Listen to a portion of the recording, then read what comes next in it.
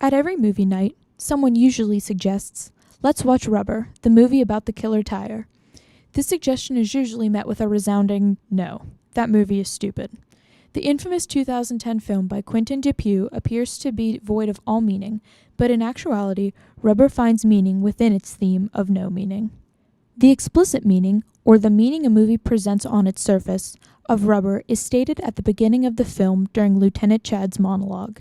He says that life is filled with no reason, and that rubber is an homage to no reason, the greatest element of style.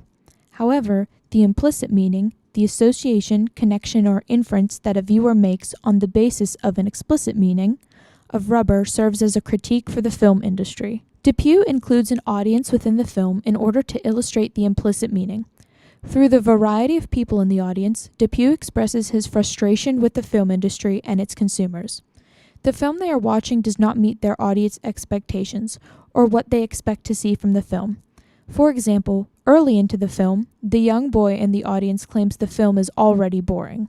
He takes back this statement once the tire starts performing senseless acts of violence, perhaps showing that Dupieux believes the film industry thrives by attracting young viewers with cheap thrills. Additionally, Dupieux expresses his distaste with audience expectations by criticizing the viewer's needs for catharsis. When the movie buff audience members see the tire watching the lead female character get in the shower, they say, "This is the first time in my life I identify with a tire."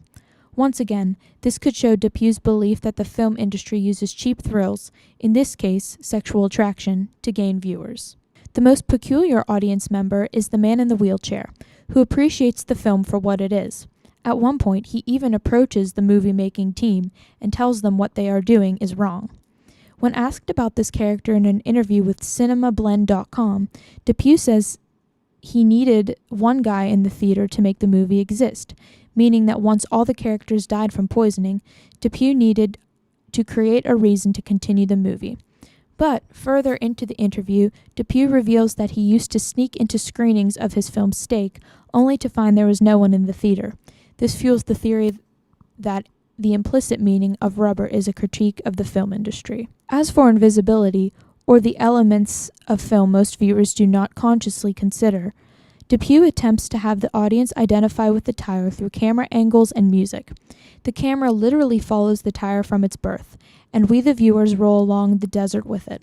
We see the tire fall in love with Sheila, seeing her drive by from the tire's perspective, and hearing the song "I Don't Want to Be Lonely" in the background. In an interview with Ryan Rojas, Rojas asks Dupieux what genre his film fits into.